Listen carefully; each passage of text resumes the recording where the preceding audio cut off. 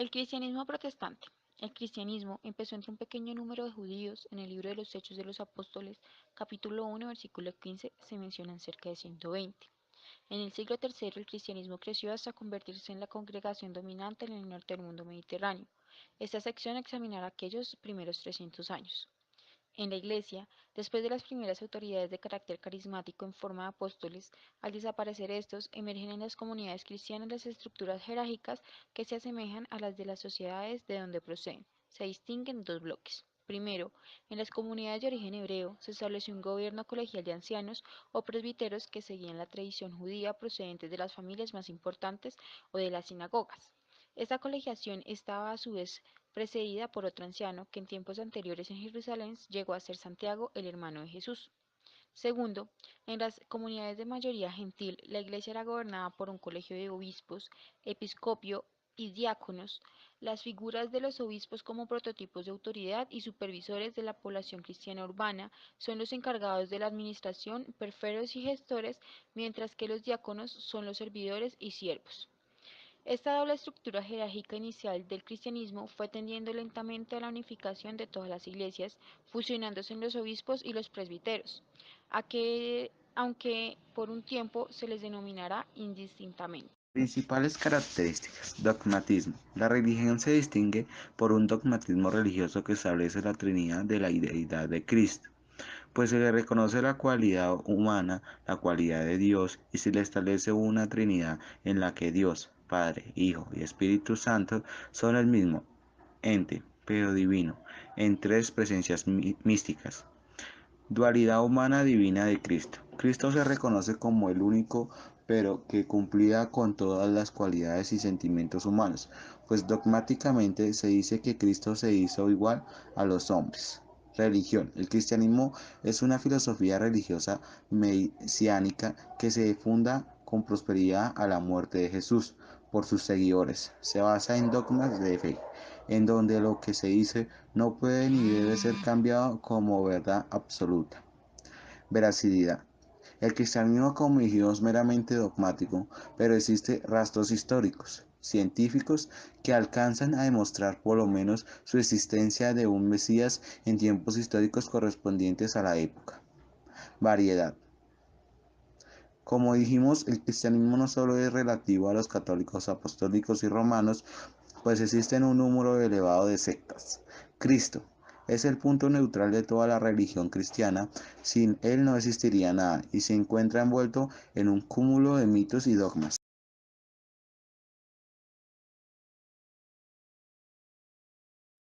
A la izquierda, el mapa muestra la expansión del cristianismo en Europa, sudeste de Asia y norte de África hacia los años 325, lo resaltado en azul, y 600 resaltado en celeste, de la era común.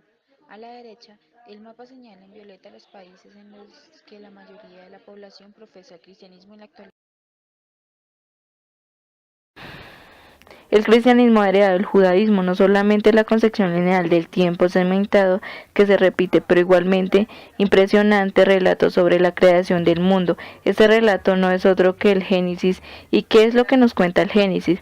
Dice que un Dios infinitamente bueno y todopoderoso ha creado la luz y las tinieblas, los cuerpos celestes, la tierra y todas las especies de peces, de pájaros, de animales, de plantas, puesto que el hombre, como decimos en lingüística, es actor. Él los nombra y se proclaman su maestro. Dios nos conoce todo esto según el Génesis explícitamente para beneficio del hombre y para permitirle hacer reinar su ley. No hay nada en el mundo físico resultante de la creación de otra razón de existencia que la de servir a los fines humanos y el cuerpo del hombre es cierto modo moldeado como la arcilla, no simplemente una parte de la naturaleza, no es algo banal ni tribal, está hecho a imagen de Dios. Instaura un dualismo fundamental entre el hombre y la naturaleza, sino que insiste igualmente en el hecho de que la explotación de la naturaleza por el hombre para satisfacer sus propias necesidades resulta ser voluntad de Dios.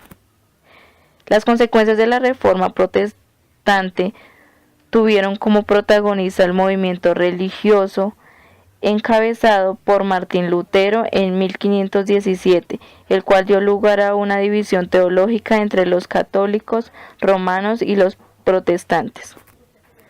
Lutero era un monje alemán que buscaba reformar la corrupción que existía en la Iglesia Católica en la época, aunque un movimiento era principalmente espiritual. El protestantismo llevó a muchos a rebelarse contra la autoridad de la Iglesia y los poderosos monarcas de aquel entonces, que utilizaban su voluntad para controlar grandes imperios.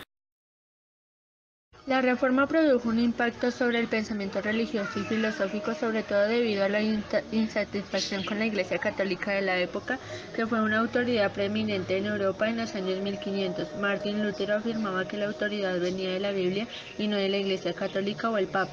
Como resultado de la Iglesia se fracturó, lo que dio lugar a una multitud de denominaciones cristianas, entre ellas la primera, el luteranismo, y muchas otras más que aún surgen y continúan en los tiempos modernos. Como consecuencia de la Reforma Protestante, la Iglesia de España y Portugal operaron tribunales inquisitoriales a lo largo de sus imperios, por lo que luteranos y protestantes eran perseguidos y asesinados sin clemencia. La intolerancia del protestantismo no fue menos cruel. En Inglaterra, por ejemplo, después de haber alcanzado la supremacía, establecieron una nueva tiranía. Acabaron con los conventos y monasterios católicos, expropiaron sus bienes, les persiguieron y les asesinaron. La Guerra de los 30 años, 1618-1648, en la que intervino la mayoría de las potencias europeas, sobre todo el Sacro Imperio Romano Germánico, dibujó un nuevo marco geopolítico en los años posteriores. Nació como una batalla entre los que defendían la reforma y los que apoyaban la contrarreforma, pero derivó en un conflicto relacionado con la religión en general y como un aliciente para alcanzar la hegemonía en Europa. Finalizada, se firmó la Paz de Westfalia, la cual modificó el mapa religioso y político de Europa Central. En el contexto de la Reforma Protestante, Becker y Boseman 2009 argumentan que Lutero estaba interesado en hacer que todos los cristianos leyeran la Biblia, por lo que se fomenta la escolarización universal en las zonas protestantes.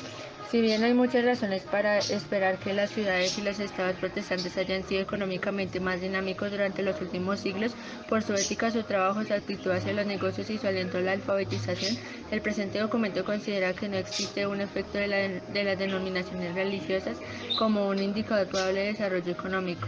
En términos de tema, las imágenes icónicas de Cristo y escenas de la Pasión se hicieron menos frecuentes, al igual que las representaciones de los santos y el clero. En su lugar, las escenas narrativas de la Biblia y las representaciones moralistas de la vida moderna fueron las prevalentes. La Reforma Protestante indujo una ola revolucionaria con respecto a las imágenes religiosas. Los protestantes más radicales que promovieron la destrucción encontramos a los líderes protestantes Huldrych, Zwingli y Juan Calvino, quienes eliminaron activamente las imágenes de sus iglesias. Por otro lado, Martín Lutero alentó la adquisición de una gama restringida de imágenes religiosas en las iglesias. Sin embargo, la iconoclastía de la Reforma dio lugar a la desaparición del arte figurativo en comparación con la cantidad de piezas de arte seculares que surgieron. La Reforma Protestante creó una división norte-sur en Europa, donde generalmente los países del norte se convirtieron en protestantes, mientras que los países del sur seguían siendo católicos. La Reforma Protestante dio lugar a muchas divisiones dentro de la misma. Aunque el origen fue el luterismo, muchos otros se distanciaron de este, dando lugar a una variedad de iglesias, algunas más radicales que otras, tales como la protestante y la anglicana, entre otras muchas. Actualmente el número de iglesias protestantes es difícil de contabilizar, se cree que son más de 30.000. ¿Qué tienen en común las religiones cristianas? Coinciden en bastantes cosas. Hay un solo Dios, Padre, Hijo y Espíritu Santo. Jesucristo es la segunda persona de la Trinidad, hecho hombre. Padeció y murió en la cruz para salvarnos. Los 10 mandamientos son el resumen de la moral que se debe practicar. El bautismo es el inicio de la vida cristiana. La oración y la Biblia son fundamentales para esa religión. ¿Qué tienen en común las religiones cristianas? Coinciden en bastantes cosas. Hay un solo Dios, Padre, Hijo y Espíritu Santo. Jesucristo es la segunda persona de la Trinidad, hecho hombre. Padeció y murió en la cruz para salvarnos. Los 10 mandamientos son el resumen de la moral que se debe practicar. El bautismo es el inicio de la vida cristiana. La oración y la Biblia son fundamentales para esa religión. Los católicos y protestantes también difieren en lo que significa ser justificado ante Dios. Para el católico, la justificación involucra el ser hecho justo y santo.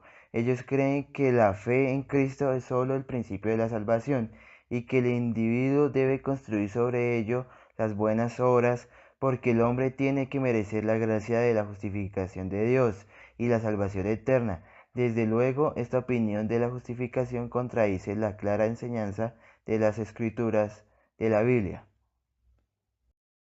Buenos días, señora Araceli. ¿Cómo está? Buenos días, ¿cómo estás? Señora Araceli, ¿usted de qué religión es? Soy cristiana. Bueno, en su religión, ¿cómo cree usted que le afecta y beneficia conocer sobre esta religión y en qué contribuye?